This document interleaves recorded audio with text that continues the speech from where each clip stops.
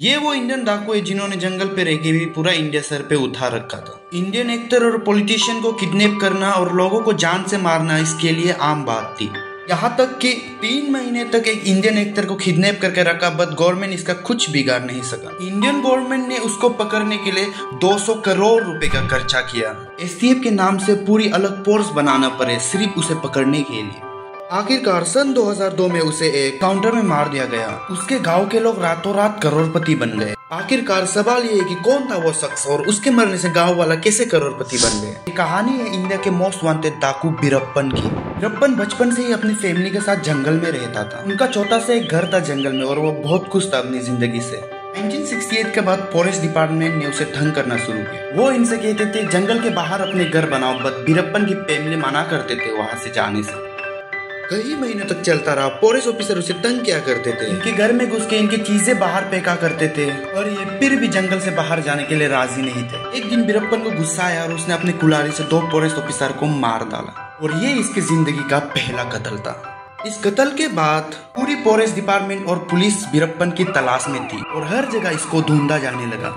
बीरप्पन ने किसी तरह अपने फैमिली को गांव भेज दिया और जंगल में छुपा रहा। इसी बीच उनका मुलाकात एक जंगली गैंग से हुई जो हाथियों को मार के उनके दांत भेजा करते थे। बीरप्पन भी उनके साथ जुड़ गया। बीरप्पन मेहनती था, बहादुर था और उसका निशाना बहुत अच्छा था।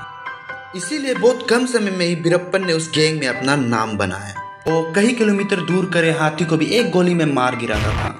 कई सालों तक उसने उस गैंग में काम किया और अब बीरप्पन अपने बहादुर से इतना मशहूर हो गया था कि उसने अपना एक अलग गैंग बनाया। हजारों लोग थे, बट बीरप्पन उस गैंग का लीडर था। बीरप्पन ने हाथी दांत बेचने के साथ साथ चंदन के लकड़ी भी स्मगलिंग करना शुरू किया। उसको काटना और बेचना दोनों कानूनन जुर्म है और एक खबर के मुताबिक बीरप्पन ने 2000 करोड़ की चंदन की लकड़ियां बेची। उसके अलावा उसने अमीर बिजनेसमैन और सेलिब्रिटी को किडनैपिंग करना शुरू किया। यहाँ तक कि 3 महीने तक उसने इंडिया के सुपरस्टार राजकुमार को अपने साथ किडनैप करके रखा और पैसे लेके छोड़ दिया। अब वो इतना ताकतवर हो गया था कि कोई भी उसके रास्ते में आता तो बीरप्पन उसे रातों रात गायब कर देता। अगर कोई बड़ा पॉलिटिशियन या पुलिस ऑफिसर बीरप्पन को पकड़ने की बात करता उसे उसके घर पहुंचने से पहले ही बीरप्पन उसे मार देता। उसके बच्चे को किडनैप करके उसे डरा था। इसीलिए जंगल में रहते हुए भी पूरा इंडिया में उसने अपनी दहशत बनाया हुआ था।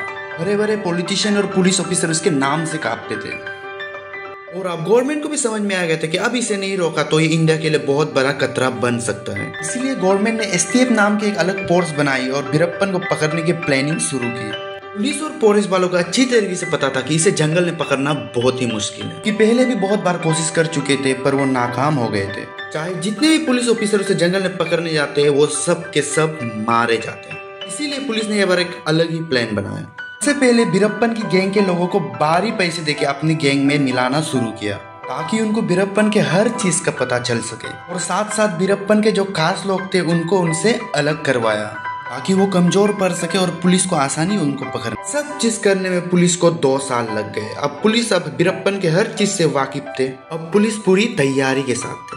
वक्त गुजरता रहा। कुछ महीनों बाद बीरप्पन की आंखों में इन्फेक्शन हो गई, इनसे उसे देखने में दिक्कत हो रही थी। वो शहर में आंखों का डॉक्टर के पास भी जाना चाहता था पर उसको ये भी डर था कि अगर वो जंगल से बाहर निकले तो पुलिस उसे पकड़ लेगी।